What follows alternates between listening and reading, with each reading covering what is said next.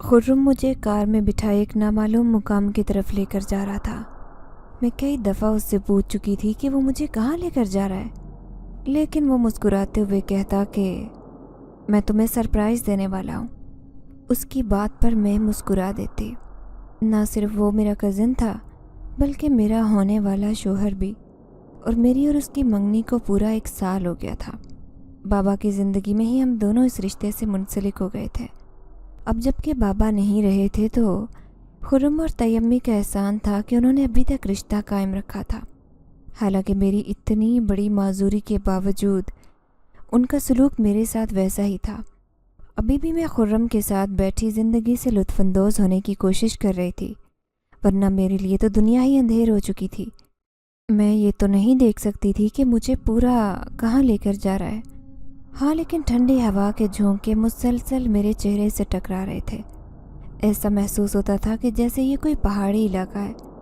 پھر ایک دم سے گاڑی رکی اور پھر اس نے میرا ہاتھ پکڑ کر مجھے اتارنے کی کوشش کی۔ اب وہ مجھے ایک دشوار گزار راستے پر لے کر جا رہا تھا اور میں مکمل طور پر اس کے سہارے پر اونچائی پر چڑھتی جا رہی تھی۔ چڑھ کر میرا سانس پھول گیا، لیکن میں حیران تھی کہ وہ مجھے اتنی عجیب و غریب جگہ پر کیوں لے کر آیا ہے۔ میں نے گھبرا کر اس سے پوچھا تو وہ کہنے لگا، یہاں پر میں نے تمہارے لیے خوبصورت گھر خریدا ہے، میری آنکھوں سے تم اس گھر کو دیکھو گی۔ یوں پیدل ہی پیدل وہ نہ جانے مجھے کہاں لے کر آ گیا۔ پھر اس نے مجھے ایک جگہ پر بٹھایا اور کہنے لگا، میں بس ابھی آتا ہوں۔ یہ کہہ کر میں نے اس کے قدموں کے تیز تیز چلنے کی آواز سنی۔ وہ مجھ سے دور جا چکا تھا، لیکن پھر 1 گھنٹہ اور گزر گیا اور 2 گھنٹے، لیکن ایسے ہی کرتے کرتے نہ جانے کتنے گھنٹے بیت گئے، لیکن خرم واپس نہیں آیا۔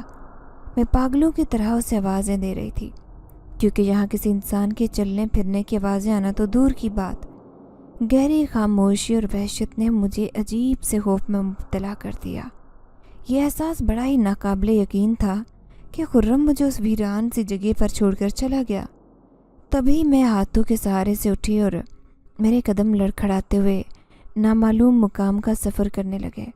یہ علاقہ بہت ہی دشوار گزار اور خطرناک معلوم ہو رہا تھا۔ جب ہی تو چلتے چلتے اچانک میں ایک بڑے سے پتھر سے ٹکرا کر نیچے گرنے والی تھی کہ کسی نے مجھے دونوں ہاتھوں سے تھام لیا۔ یہ ایک اجنبی لمس تھا۔ تبھی تو میں 2 قدم پیچھے ہوئی۔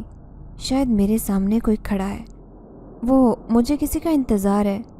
کیا آپ بتا سکتے ہیں کہ یہاں سے جانے کا کون سا راستہ ہے؟ میں سڑک کے کنارے جانا چاہتی ہوں۔ چند لمحے خاموشی چھائی رہی، پھر میرے سامنے کھڑا شخص کہنے لگا، جو آپ کو یہاں چھوڑ کر گیا ہے وہ کبھی واپس نہیں آئے گا۔ اس کی بات پر خوف سے میں دہل کر رہ گئی۔ تو وہ مجھے کہنے لگا کہ وہ آپ کو مرنے کے لیے یہاں چھوڑ کر گیا ہے۔ میں بڑبڑاتے ہوئے کہنے لگی کہ نہیں، ایسا نہیں ہو سکتا، خرم کبھی مجھے دھوکہ نہیں دے سکتا۔ سامنے ایک اجنبی کھڑا تھا جس نے میرا ہاتھ تھام لیا۔ پھر وہ میرے کان میں سرگوشی کرتے ہوئے کہنے لگا، بہت شدید طوفان آنے والا ہے اور شاید بارش بھی، آپ کا یہاں رکنا مناسب نہیں ہے، میرے ساتھ آئیں۔ میں اب اس کے ساتھ جانے پر مجبور تھی، یہ جانے بنا کہ یہ کون ہے، کہاں سے آیا ہے، اور جب یہاں پر کوئی انسان رہتا ہی نہیں تو پھر یہ یہاں پر کیا کر رہا ہے۔ مجھے رہ کر اپنی مجبوری اور بے بسی اور لاچاری پر رونا آ رہا تھا۔ خدا کسی کو ایسے معذور نہ کرے۔ میں بس یہی دعا کر رہی تھی۔ میرا نام نور بانو ہے، میں ایک انتہائی امیر گھرانے سے تعلق رکھتی تھی۔ میں اپنے ماں باپ کی اکلوتی بیٹی تھی۔ میں نے زندگی میں کسی چیز کی کمی نہیں دیکھی۔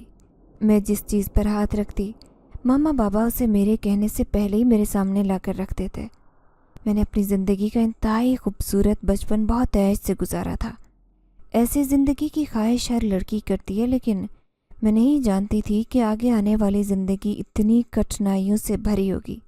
یہ دن میں نے بہت اچھے سے گزارے تھے، لیکن جب میں 5 اسٹینڈرڈ میں پڑھ رہی تھی تو اچانک ہی تیمہ اور ان کا بیٹا خرم ہمارے گھر آ کر رہنے لگے۔ طیبو کا انتقال ہو گیا تھا، پر اس سال پہلے بابا اور طیبو کی ناراضگی تھی، لیکن اب جب ان کا انتقال ہو گیا تو بابا نے ان دونوں کو سہارا دیا اور اپنے ساتھ اسی گھر میں جگہ دی۔ لیکن میری امی اس سب سے خفا تھی۔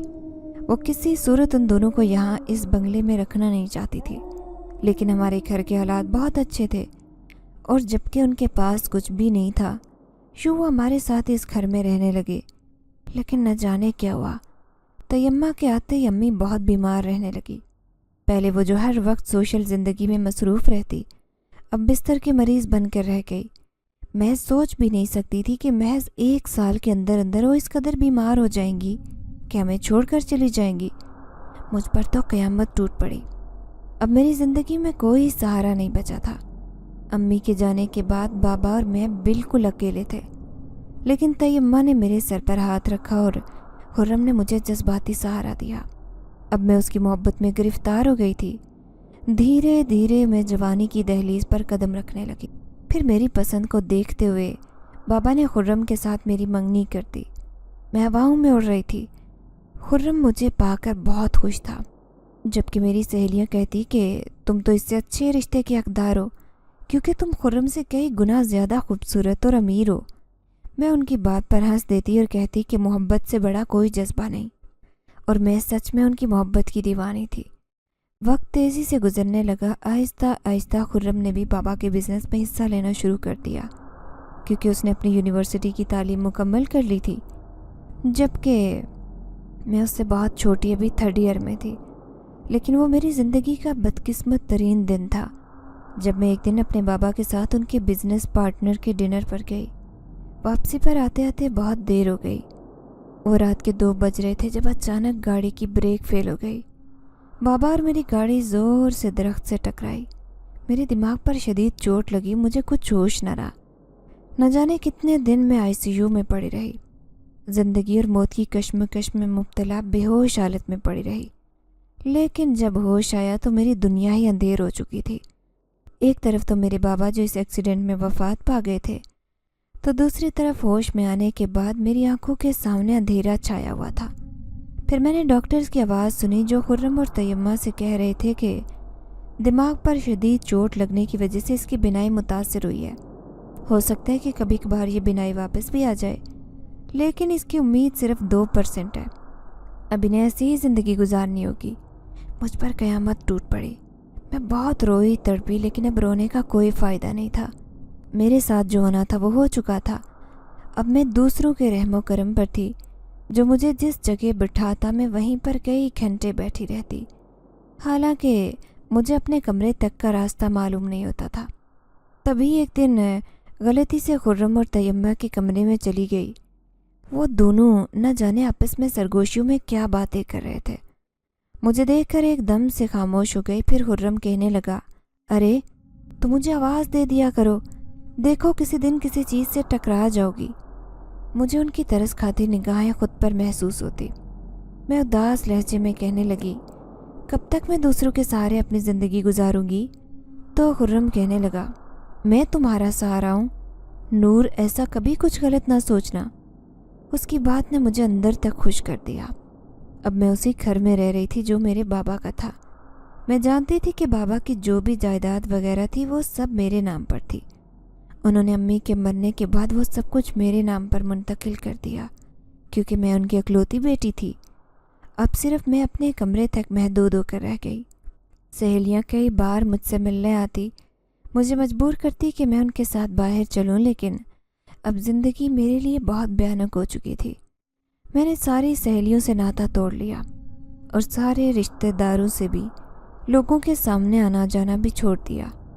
میں کچھ نہیں جانتی تھی کہ بابا کے بزنس کو کون سنبھال رہا ہے اور گھر میں کون آ رہا ہے کون جا رہا ہے۔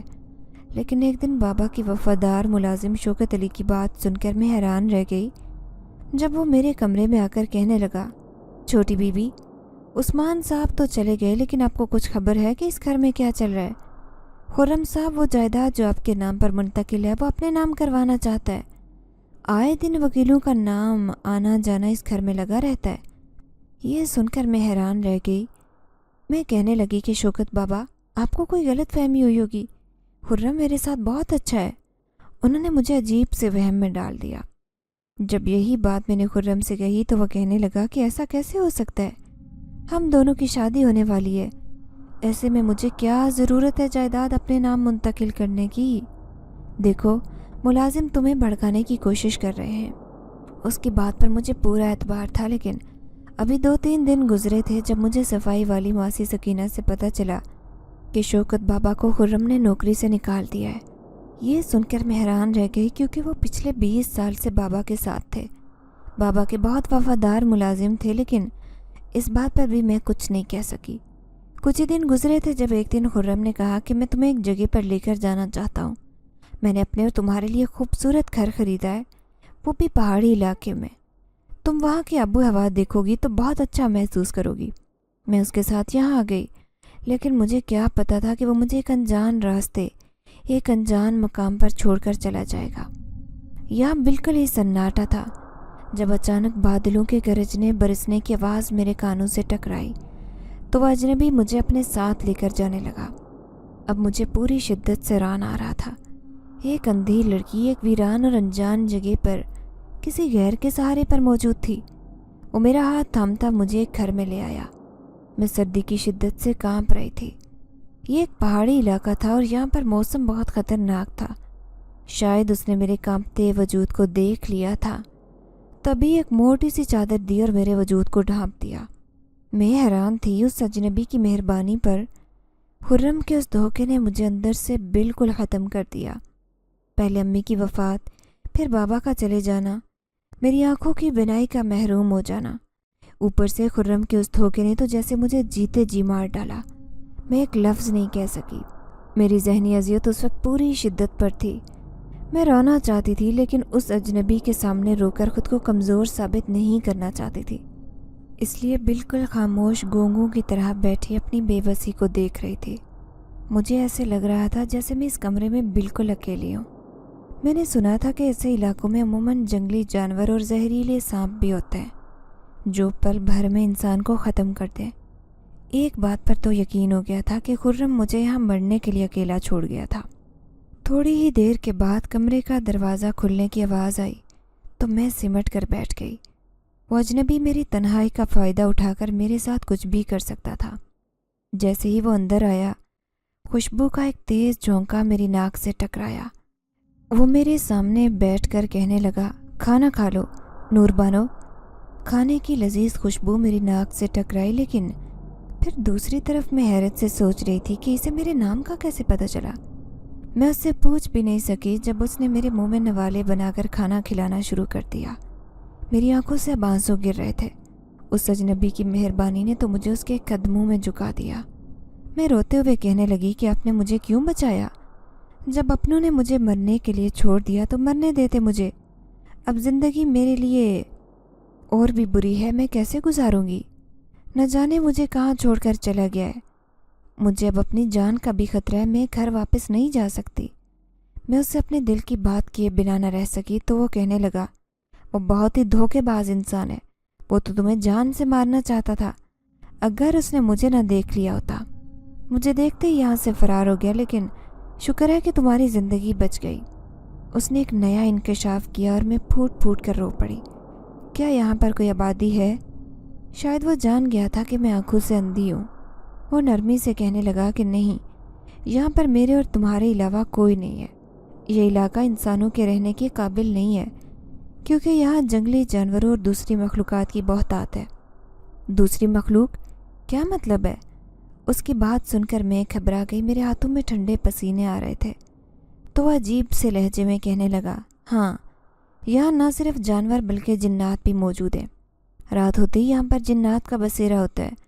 پھر کوئی انسان غلطی نہیں کرتا یہاں آنے کی۔ اس نے خوفناک انکشاف کیا۔ میں حیران ہو کر کہنے لگی، تو آپ یہاں پر کیسے رہ رہے ہیں؟ آپ کو ان چیزوں سے ڈر نہیں لگتا؟ یہ بات سنتے ہی مجھے اس کی ہنسی کی آواز آئی۔ مجھے عادت ہے یہاں رہنے کی، میں یہاں کئی سالوں سے رہتا ہوں، شاید وہ بھی مجھے دیکھنے کے عادی ہے۔ اس کی بات پر میں مطمئن ہو گئی، لیکن گھبرا کر کہنے لگی، وہ مجھے نقصان تو نہیں پہنچائیں گے؟ اب میں کہاں جاؤں؟ میرا تو کوئی بھی اس دنیا میں نہیں ہے۔ اگر میں واپس بنگلے میں لوٹوں گی تو پھر سے وہ اور اس کی ماں مجھے مارنے کی کوشش کریں گے۔ وہ مجھے زہر بھی دے سکتے اور میں چپ چاپ کھا لوں گی، کیونکہ میں ایک بے اسرا اور اندھی لڑکی ہوں، میرے ساتھ کوئی کچھ بھی کر سکتا ہے۔ تبھی اس نے میرا برف جیسا ٹھنڈا ہاتھ تھاما اور اپنے نرم گرم ہاتھ میں لے کر وہ میرے ہاتھ کو دبا کر کہنے لگا، تم بہت ہی پیاری لڑکی ہو، یہاں رہو میرے ساتھ، میں تمہارا سہارا بنوں گا، کیوں خود کو بے سہارا کہتی ہو؟ اس کی یہ غیر معمولی بات سن کر میں حیران رہ گئی، اور حقیقت تو یہ تھی کہ مجھے یہ بات بہت اچھی لگی۔ میں پھر اس گھر میں رہنے لگی، لیکن ایک دن مجھے بہت سے لوگوں کی آوازیں آنے لگی، جیسے یہاں پر کئی لوگ موجود ہوں، اور وہ رات کا وقت تھا۔ میں رات کی تاریکی محسوس کر سکتی تھی۔ میں صرف اس گھر میں رہتی تھی۔ مجھے جس چیز کی بھی ضرورت ہوتی، سہارے کی یا جو بھی میری ضرورت ہوتی، وہ میرے بنا کہے پوری کر دیتا۔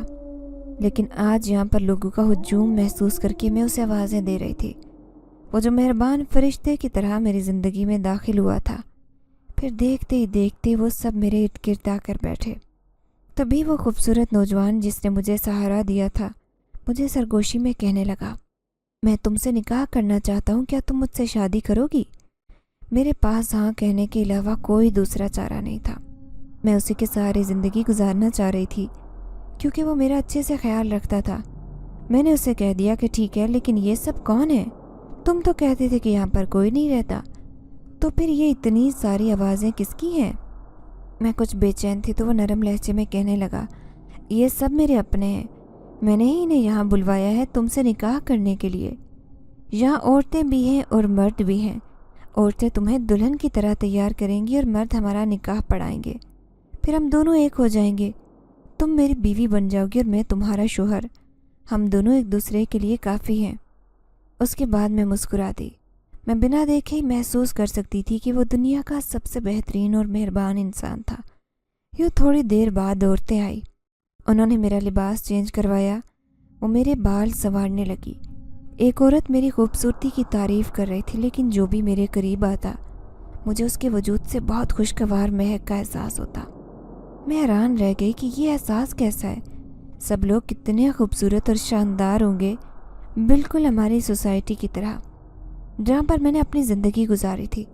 جب تک بابا زندہ رہے میری زندگی کسی شہزادی سے کم نہ گزری تھی، لیکن ان کے مرنے کے بعد میں ایک محتاج لڑکی بن گئی، اور اب دلہن کے سامنے میں اس اجنبی لڑکے کے سامنے بیٹھی تھی جو اب میرا شوہر بن چکا تھا، کیونکہ ہمارا نکاح ہو گیا تھا اور اس نے مجھ سے وعدہ کیا تھا کہ وہ میری حفاظت کرے گا، میرے قریب آنے والے ہر خطرے کو میری طرف آنے سے پہلے ہی دور کر دے گا۔ مجھے اس کی بات پر پورا بھروسہ تھا، لیکن میں اس بات سے انجان تھی کہ خرم جیسے ہی گھر گیا طیبہ نے اس سے فوراً پوچھا، تم نے اسے اپنی آنکھوں سے مرتے دیکھا تھا نا؟ خرم کہنے لگا، نہیں، وہاں پر مجھے ایک عجیب سی چیز دکھائی دی اور وہ اس قدر خوفناک تھی کہ میں نے وہاں سے بھاگنے میں ہی عافیت جانی۔ اگر میں اسے مارنے کے لیے رکتا تو وہ چیز مجھے بھی مار دیتی۔ یہ سن کر خرم کی ماں حیران تھی۔ پھر وہ ایک دن اپنے بیٹے سے کہنے لگی کہ مجھے ایسے لگتا ہے کہ نور بانو زندہ ہے اور وہ ہم سے بدلہ ضرور لے گی۔ یہ سن کر خرم ہنسا اور کہنے لگا، کیا بچوں جیسی باتیں کر رہی ہیں آپ؟ میں نے جس جگہ چھوڑا ہے وہاں پر رہنے والی جنگلی مخلوق اسے پل بھر میں چیر پھاڑ کر رکھ دے گی، اس کے آنے کی کوئی امید نہیں۔ ویسے بھی اس جیسی اندھی لڑکی سے شادی کر کے مجھے اپنی زندگی برباد نہیں کرنی تھی۔ اب دیکھو ہمارے کتنے عیش ہیں، ساری دولت جائیداد بھی مل گئی اور میں اپنی مرضی سے کسی خوبصورت سی لڑکی سے شادی بھی کر لوں گا۔ بس ماں، تم ہوگی اور میں، ہم دونوں اس کی جائیداد پر عیش کریں گے۔ وہ دونوں کمینگی کی ہر حد پار کر چکے تھے، جبکہ میں اس انجان گھر میں اپنے شوہر کے ساتھ رہ رہی تھی، جہاں پر کوئی آبادی، کوئی انسان نہیں تھا، لیکن وہ تھا اور میرا دھڑکتا ہوا دل، میں اس کے لیے اپنی زندگی جی رہی تھی۔ پھر ایک دن وہ میرا ہاتھ تھامے تھا مجھے ایک خوبصورت ندی کے پاس لے گیا۔ میں تو نہیں جانتی تھی کہ یہ گہرے پانی کی ندی ہے، لیکن اس نے جب مجھے اس کے قریب بٹھایا تو میں نے ندی میں اپنے پاؤں ڈال دیے۔ پانی کی ٹھنڈک کا احساس میرے وجود پر حاوی ہونے لگا اور میں خود کو جیسے جنت میں محسوس کر رہی تھی۔ اس کے سنگ بیٹھی میں اپنے آپ کو محفوظ سمجھ رہی تھی، جبکہ وہ میرے ساتھ بیٹھا مجھے ایک ایک چیز کے بارے میں بتا رہا تھا۔ اس ندی کا پانی بہت شفاف اور نیلا ہے، تم یہاں کی خوبصورتی محسوس کر سکتی ہو نور بانو۔ میں اس کی بات پر مسکرا دی، وہ میرا شوہر تھا، میرا سہارا۔ ابھی تھوڑی دیر ہی گزری تھی کہ اچانک مجھے اپنے پیچھے ایک بوڑھے آدمی کی آواز سنائی دی، اے لڑکی، کون ہو تم اور یہاں اس ندی کے پاس کیا کر رہی ہو؟ میں نے حیران ہو کر ادھر ادھر دیکھا، آواز میرے پیچھے سے آئی تھی۔ میں اس کی بات سن کر مسکرا دی اور کہنے لگی، میں اکیلی کہاں؟ میرا شوہر میرے ساتھ ہے، لیکن تم کون ہو؟ وہ 2 قدم چلتا میرے قریب آیا اور کہنے لگا، کہاں ہے تمہارا شوہر؟ اور یہ جگہ گھومنے پھرنے کے لائق ہرگز نہیں ہے۔ یہاں قدم قدم پر خطرہ ہے، اتنی اونچی اونچی پہاڑیاں ہیں، اگر تمہارا ذرا سا بھی پاؤں پھسلا تو نیچے گر جاؤ گی، ہزاروں فٹ کی گہرائی میں، اور تمہارے بھی ٹکڑے ٹکڑے ہو جائیں گے۔ وہ مجھے ڈرانے کی کوشش کر رہا تھا۔ میں ہنستے ہوئے کہنے لگی، لیکن میں اکیلی تو نہیں ہوں، میں اور میرا شوہر یہیں پر رہتے ہیں۔ میں اندھی ضرور ہوں، لیکن وہ میری حفاظت کرتا ہے۔ مجھے اس بوڑھے کی نظریں خود پر محسوس ہو رہی تھی، لیکن اچانک اس بوڑھے کی چیختی ہوئی آواز میرے کانوں سے ٹکرائی، پھر کسی کے بھاگتے قدموں کی آواز۔ میں ہوش و آواز سے بیگانہ ہو گئی۔ میں پاگلوں کی طرح اپنے شوہر کو آواز دے رہی تھی، شاید کوئی خطرہ میرے قریب آ رہا ہے۔ یہی بات میری جان نکالنے کے لیے کافی تھی۔ اچانک ہی میرا پاؤں پھسلا، قریب تھا کہ میں اس خوبصورت ندی میں گر جاتی۔ کسی نے میرا ہاتھ تھام لیا، اور یہ خوبصورت لمس تو میں ہزاروں میں بھی پہچان سکتی تھی۔ میرا شوہر میرے پاس تھا۔ پھر میں نے رونا شروع کر دیا۔ میں اس سے کہنے لگی کہ تم مجھے چھوڑ کر کہاں چلے گئے تھے؟ تم جانتے ہو کہ میں تمہارے سہارے کے بغیر کچھ بھی نہیں ہوں۔ وہ مجھے تسلی دیتے ہوئے کہنے لگا، میں تمہیں کبھی اکیلا نہیں چھوڑوں گا نور بانو، کیوں خود کو اکیلا سمجھتی ہو؟ یہ بوڑھا تو پاگل تھا، دیکھو کیسے پاگلوں کی طرح چیختا ہوا یہاں سے بھاگا ہے، جیسے اس نے کوئی بھوت دیکھ لیا ہو۔ میں اس کی بات پر مسکرا دی۔ پھر وہ مجھے گھر لے کر آیا۔ اس شام اس نے مجھے بھنا ہوا گوشت اور دودھ بھی دیا۔ پھر وہ مجھے غور سے دیکھتے ہوئے کہنے لگا، نور، کیا تم اپنی بنائی واپس پانا چاہتی ہو؟ اس کے سوال پر میں حیران رہ گئی۔ میں اداس لہجے میں اسے کہنے لگی، یہ ایک ناممکن بات ہے، میری بنائی کبھی واپس نہیں آ سکتی۔ وہ مجھے سمجھاتے ہوئے کہنے لگا، کیوں نہیں آ سکتی؟ اگر تمہاری یہ خواہش ہے تو میں ہر قیمت پر تمہاری آنکھیں لوٹا کر رہوں گا، بھلے اس کے لیے مجھے بڑی سے بڑی قیمت چکانی پڑے۔ بس ایک بار تم ہاں کہہ دو۔ اب میرا پورا وجود کانپ رہا تھا۔ کیا سچ میں ہی میں اپنی آنکھوں سے دوبارہ دیکھ سکتی ہوں؟ بدلے کی آنکھ تو میرے اندر بھی تھی، لیکن آنکھوں سے اندھی ہونے کی وجہ سے بالکل بے بس تھی۔ میں اس سے کہنے لگی، کیا ایسا ہو سکتا ہے؟ کیا میری بنائی واپس آ سکتی ہے؟ وہ کہنے لگا، کیوں نہیں؟ اس دنیا میں ہر چیز ممکن ہے، اگر اللہ چاہے تو پتھر میں بھی جان ڈال لے۔ میری آنکھوں میں آنسو آ گئے۔ میں اس سے کہنے لگی، ہاں میں دیکھنا چاہتی ہوں اس دنیا کے وہی خوبصورت نظارے جنہیں میں 2-3 سال پہلے اپنی آنکھوں سے دیکھتی تھی، لیکن اب میری زندگی میں اندھیرے کے سوا کچھ نہیں۔ تبھی اس نے اچانک میرے سر پر ہاتھ رکھا اور تسلی دیتے ہوئے کہنے لگا، تمہاری یہ خواہش ضرور پوری کروں گا نور بانو، بس تھوڑا سا انتظار کرنا ہوگا۔ اس نے تو ایک امید کا دیا میرے ہاتھوں پر رکھ دیا، اور میں اسی امید کے سہارے زندگی گزارنا چاہتی تھی کہ ایک دن میری آنکھوں کی روشنی ضرور واپس آئے گی۔ ایک دن جب رات کی تاریکی چاروں طرف پھیلی ہوئی تھی، اچانک ایک بوڑھے کی اللہ اللہ کی آواز میرے کانوں میں گونجنے لگی۔ جیسے ہی وہ میرے قریب آ کر بیٹھا تو میں ڈر گئی، لیکن جب مجھے اپنے شوہر کی آواز آئی تو مجھے تسلی ہوئی۔ وہ کہہ رہا تھا، نور بانو، یہ درویش ہے اور ساتھ ہی ایک بہت بڑا طبیب بھی، یہ تمہاری آنکھوں کا علاج کرے گا۔ دیکھنا ایک دن تمہاری آنکھوں کی روشنی ضرور واپس آئے گی۔ وہ کسی بوڑھے درویش کو اپنے ساتھ لے کر آیا تو وہ بوڑھا کہنے لگا، میں خاص جڑی بوٹیوں کا استعمال کروں گا، اس کی آنکھوں پر لگاؤں گا، لیکن بس تم نے ایک بات کا دھیان رکھنا ہے، میں جو علاج کر رہا ہوں، جب سورج یا چاند گرہن ہو تو اسے اس گھر سے باہر نکلنے نہیں دینا، اور نہ ہی اماؤس کی رات کو اسے باہر جانے دینا، ورنہ اس کا علاج ادھورا رہ جائے گا، کبھی مکمل نہیں ہوگا۔ اس کی باتیں سن کر میں خوفزدہ ہو گئی، لیکن اب وہ میرے سامنے بیٹھ کر میری آنکھوں پر کچھ لگا رہا تھا۔ کسی عجیب سی ٹھنڈک اور مرہم کا احساس مجھے شدت سے ہو رہا تھا۔ شاید وہ کوئی خاص جڑی بوٹی تھی جو مجھے لگانے کی کوشش کر رہا تھا۔ پھر کافی دیر تک وہ یہی عمل بار بار دہراتا رہا۔ پھر مجھے اس کے قدموں کی آواز آئی، شاید وہ یہاں سے چلا گیا تھا۔ میں بالکل خاموش بیٹھی تھی، जब मेरे कानों में मेरे शोहर की आवाज़ सुनाई दी, अब ये तुम्हारा इलाज करेगा, देखना तुम बहुत जल्द ठीक हो जाओगी। मेरी आंखों में आंसू आ गए। मैं उससे कहने लगी कि मैं किस मुंह से तुम्हारा शुक्रिया अदा करूं? तुमने तो आज मेरा सब कुछ होने का हक अदा कर दिया। शायद तुम्हारे बगैर मैं अधूरी हूँ। ये सुनकर वो भी शायद बहुत खुश हुआ था। मुझे उसकी आवाज़ में खुशी साफ महसूस हो रही थी जब वो मुझसे कहने लगा, नूर बानो, तुम्हारे मुंह से ये अल्फाज सुनकर आज मैं आसमान की उन बुलंदियों पर हूँ जहाँ पर कभी जाने का नहीं सोच सकता था। देखना तुम बहुत जल्द ठीक हो जाओगी, मैं तुम्हारे साथ हूँ।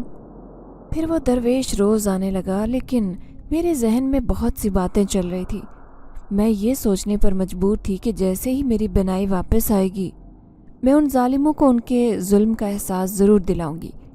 आखिर वो लोग खुदा क्यों बनकर बैठे हैं इस ज़मीन पर? मुझे खुर्रम और उसकी माँ से सख्त नफरत हो गई। अगर मेरा शोहर मुझे सहारा ना देता तो शायद आज मैं भी कब्र में पड़ी होती, अपने माँ बाप के पास चली जाती। लेकिन शायद मेरी ज़िंदगी बाकी थी, तभी तो मैं बच गई, वरना इस वीरान और अनजान जगह पर मुझे कौन सहारा देता। उसका मुझ पर यह बहुत बड़ा एहसान था। फिर वो दरवेश हर रोज़ आने लगा। वो मेरी आंखों पर जड़ी बूटियों वाली ऐसी कोई दवाई लगाता जिससे मुझे शदीद ठंडक का एहसास होता।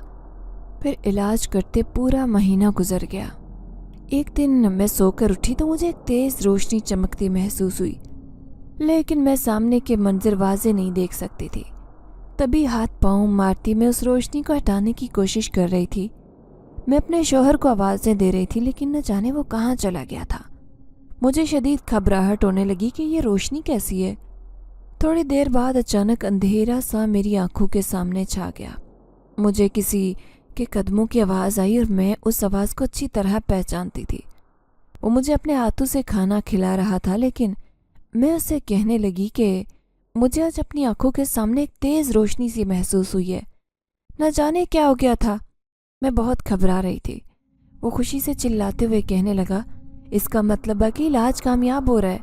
नूर बानो, तुम्हारी आंखों की रोशनी जल्द वापस आने वाली है। मुझे पूरा यकीन है, उस खुदा पर भरोसा है। मैं हैरत से उसकी बात सुन रही थी। तो क्या वो रोशनी की चमक मेरी आंखों की बिनाई वापस आने की निशानी थी? अब तो मुझे भी कुछ उम्मीद हो चली थी। फिर एक महीना और इलाज हुआ और फिर एक दिन जब मैं सोकर उठी तो मेरी आंखों के गिर्द धुंधला सा कोई जाला बना हुआ था। लेकिन जैसे ही मैंने ठंडे पानी से आंखें धोई, जैसे सारे मंजर वाजे होते चले गए। मैं आंखें फाड़े चारों तरफ देख रही थी। ये इंतहाई खौफनाक और सुनसान जगह थी और यहाँ पर मैं अकेली अपने शोहर को तलाश करने की कोशिश कर रही थी। उसे यह खुशखबरी देना चाहती थी कि मेरी आंखों की बिनाई वापस आ गई है। मेरी आंखों का नूर जो लौट गया था, अल्लाह ने मुझे वो नूर अता कर दिया है। मुझे यहाँ की हर चीज़ दिखाई दे रही है। मैं उसे आवाज़ें दे रही थी। जो मेरे दिल के बहुत करीब था वो कहाँ चला गया है? मैं बेचैनी से उसे तलाश कर रही थी। भागती हुई इधर उधर देखती उसे तलाश करने की जल्दी थी। आज पहली बार मैं उस मेहरबान वजूद को, अपने शोहर को अपनी आंखों से देखने वाली थी, लेकिन वो कहीं से भी दिखाई नहीं दे रहा था। आखिर वो कहाँ चला गया? जैसे ही मैं थोड़ी आगे आई, मैंने दरख्त के नीचे बैठे उस दरवेश को देखा। वो बूढ़ा आदमी जिसकी दाढ़ी भी सफ़ेद थी, सर के बाल भी अजीब मलंग सा अंदाज लिए, वो अपनी पोटली में न जाने क्या तलाश कर रहा था। मुझे देखकर उसने आवाज़ दी, मुबारक हो बेटी, तुम्हारी आंखों की रोशनी वापस आ गई है। मैं उस आवाज़ को पहचान गई थी। ये तो वही दरवेश था जिसने मेरा इलाज किया था। शाम के साए चारों तरफ फैल गए। मैंने उसका शुक्रिया अदा किया और कहने लगी, बाबा जी, मेरा शोहर कहाँ है? मैं उसे ढूंढ रही हूँ। मैं उसे ये खुशखबरी सुनाना चाहती हूँ कि मेरी आंखें वापस आ गई हैं। मैंने देखा मेरी बात सुनकर वो खामोश हो गया था। फिर मुझे देखते हुए कहने लगा, अब वो कभी वापस नहीं आएगा मेरी बेटी। अब तुम्हें आगे का सफ़र अकेले ही करना होगा। उसकी बात पर मुझे शदीद सदमा लगा। मैं नाराज़गी से कहने लगी कि आपने ये बात सोची भी कैसे? वो मेरा शोहर है, मेरी ज़िंदगी का सहारा है। मैं उसके बगैर एक मिनट भी नहीं रह सकती।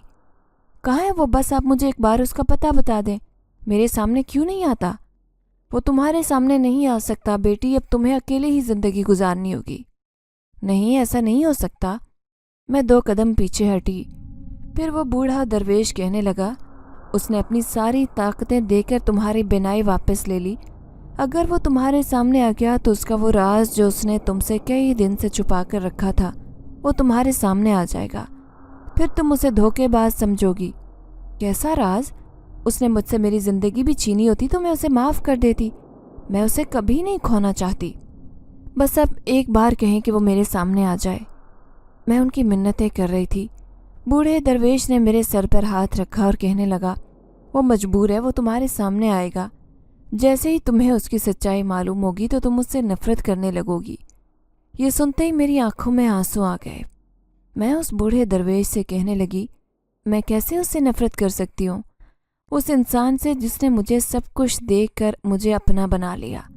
میں کبھی اس سے نفرت نہیں کر سکتی۔ بوڑھا درویش کہنے لگا، حقیقت تو یہی ہے کہ وہ انسان نہیں بلکہ کچھ اور ہے۔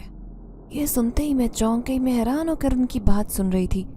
کیا مطلب؟ آپ کیا کہنا چاہتے ہیں؟ اب میرا دل دھڑک رہا تھا۔ پھر وہ کہنے لگا، سچائی جلد تمہارے سامنے آ جائے گی، لیکن اس نے مجھے تمہارے لیے ایک چیز دی ہے کہ جب تمہاری آنکھوں کی بینائی واپس آئے گی تو یہ چیز میں تمہیں دے دوں۔ یہ لو، یہ تمہاری ضرورت کے کچھ پیسے ہیں اور ایک خوبصورت قیمتی ہار جو سونے کا ہے۔ یہ تمہارے ہی گلے کا ہار ہے جو اس نے سنبھال کر رکھا تھا۔ اب تم اپنے گھر جاؤ، جہاں سے تم آئی تھی وہ جلد ہی تم سے ملنے آئے گا۔ یہ کہہ کر اللہ ہو کرتا ہوا وہ بوڑھا درویش مجھ سے دور جانے لگا، جبکہ میں آنسوں سے رو رہی تھی۔ میرا شوہر مجھے چھوڑ کر کیسے جا سکتا ہے؟ وہ مجھے اکیلا کبھی نہیں چھوڑ سکتا۔ مجھے اس وقت بھی اس کی ضرورت ہے۔ لیکن جیسے ہی میں گھر واپس آئی جہاں پر اس نے مجھ سے شادی کی تھی، وہ گھر سوائے کھنڈر اور ویرانی کے کچھ نہیں تھا۔ میں حیرت سے اس گھر کو دیکھ رہی تھی۔ اس گھر پر مجھے کسی بنگلے کا گمان ہوتا تھا، لیکن آج اس کی ویرانی میرے دل کو دہلا رہی تھی۔ میں آنسو صاف کرتی کئی گھنٹے تک اسے تلاش کرتی رہی۔ پوری رات گزر گئی، پورا دن میں نے بمشکل وقت گزارا۔ میں جانتی تھی کہ اب وہ کبھی میرے سامنے نہیں آئے گا۔ آخر اس نے میرے ساتھ ایسا کیوں کیا؟ لیکن میں کمزور نہیں بنوں گی۔ میں ان ظالموں کو بتا دوں گی جنہوں نے میرے ساتھ یہ سب کچھ کیا ہے۔ میں فیصلہ کر چکی تھی، اسی لیے پھر جنگل کو پار کرتی سڑک کے کنارے آئی اور یہاں سے گزرتی بس میں بیٹھ گئی۔ مجھے اپنی جگہ، اپنے راستے اچھی طرح سے معلوم تھے۔ اب میں اپنے شہر میں پہنچ چکی تھی۔ تیمہ اور خرم کو اندازہ نہیں تھا کہ ان کے ساتھ کیا ہونے والا ہے۔ جب تک میں اپنے بنگلے پر پہنچی شام ہو چکی تھی، لیکن بنگلے کی خوبصورتی اور سجاوٹ نے مجھے آنکھیں پھاڑنے پر مجبور کر دیا۔ میں حیرت سے یہ رونق دیکھ رہی تھی کہ یہاں پر کیا ہو رہا ہے۔ میرا ہی گھر میرے لیے اجنبی کرنے والوں کی زندگی میں برباد کرنے والی تھی۔ جیسے ہی اندر آئی، سامنے کھڑا پرانا ملازم مجھے دیکھ کر حیران تھا۔ نور بانو بی بی، آپ واپس آ گئی ہیں؟ اسے یقین نہیں ہو رہا تھا۔ میں بڑی شان سے اندر آئی، چاروں طرف نظریں دوڑاتی میں سامنے کھڑے خرم اور اس کی بیوی کو دیکھ رہی تھی۔ غالباً ان کی ابھی شادی ہوئی تھی، شاید یہاں پر کوئی تقریب چل رہی تھی، شاید ولیمے کی۔ لیکن خرم نے مجھے دیکھا تو حیرت سے کہنے لگا، ارے نور بانو، تم یہاں کیسے؟ میں نے اس کی آنکھوں میں آنکھیں ڈالی اور غصے سے کہنے لگی، تم نے تو مجھے مرنے کے لیے چھوڑ دیا تھا۔ یہ نور بانو نہیں بلکہ اس کی زخمی روح کھڑی ہے جو تم سے بدلہ لینے کے لیے بے قرار ہے۔ ایک دم سے میں نے اس کی طرف ہاتھ بڑھایا۔ اتنی طاقت میں خود میں محسوس کر رہی تھی جو میں نے کبھی محسوس نہیں کی تھی۔ میں نے اس کا گریبان پکڑ لیا۔ میں نفرت سے اس کے اوپر تھوکتے ہوئے کہنے لگی، دل تو چاہتا ہے کہ تمہیں جان سے مار دوں، لیکن ابھی تم سے بہت سے حساب لینے ہیں، اور یہ تمہاری بیوی جو بڑی شان سے یہاں پر کھڑی ہے، اس کا اس گھر میں کوئی حق نہیں۔ تم دونوں ابھی اسی وقت اس گھر سے نکل جاؤ، ورنہ میں ابھی پولیس بلا کر FIR درج کرواؤں گی۔ پھر تم نے اور تمہاری ماں نے مجھے جان سے مارنے کی جو کوشش کی ہے، 2-3 دفعہ مجھ پر حملہ بھی کر چکے ہو۔ اگر میں نے یہ سچائی دنیا والوں کو بتا دی تو وہ خود تمہیں جیل میں پہنچائیں گے۔ اس سے پہلے کہ میں شور مچا کر لوگوں کو اکٹھا کروں، سب کے سامنے جرم کا اقرار کرو اور یہاں سے ماں کے ساتھ دفع ہو جاؤ۔ میرے شور شرابہ کرنے پر خود ہی سب جمع ہو گئے۔ جو مہمان بن کر اس تقریب میں شرکت کے لیے آئے تھے، مجھے دیکھ کر سب لوگوں نے دانتوں تلے انگلیاں دبا لی۔ ہر کوئی حیران تھا کہ عثمان درانی کی بیٹی نور بانو جو اندھی ہو گئی تھی، جس کے بارے میں یہ افواہ پھیلا دی گئی تھی کہ وہ صدمے کے باعث خودکشی کر چکی ہے، وہ آج زندہ حالت میں لوگوں کے سامنے کھڑی تھی۔ بڑی مشکل سے میرے ہاتھ یہ دن آیا تھا۔ آج میں ان لوگوں کے سامنے دونوں ماں بیٹے کو ذلیل کرنے والی تھی۔ میں چیخ چیخ کر لوگوں سے کہنے لگی کہ میرے بابا نے انہیں سہارا دیا، انہوں نے کیا کیا؟ نہ صرف میرے بابا کو قتل کروایا بلکہ مجھے بھی قتل کرنے کی سازش کی۔ میں آنکھوں سے نابینا ہو گئی تو مجھے پہاڑی سے دھکا دینے کی کوشش کی۔ آج جب میری زندگی بچ گئی ہے تو یہ معصوم بن کر اس گھر میں ایسے رہ رہے ہیں جیسے ان کا کوئی قصور نہیں۔ یہ بہت ظالم ہیں اور ایسے ظالموں کو اللہ ضرور سزا دیتا ہے۔ سب لوگ ان پر لعنت ملامت کر رہے تھے، تبھی ایک بوڑھے آدمی کی آواز آئی جو چیختے ہوئے کہنے لگا، نور بانو بی بی، یہ تمہاری ماں کا بھی قاتل ہے۔ میں نے پلٹ کر دیکھا تو وہ شوکت بابا تھا، بابا کا پرانا ملازم جسے خرم نے دھکے دے کر اس نوکری سے نکال دیا تھا۔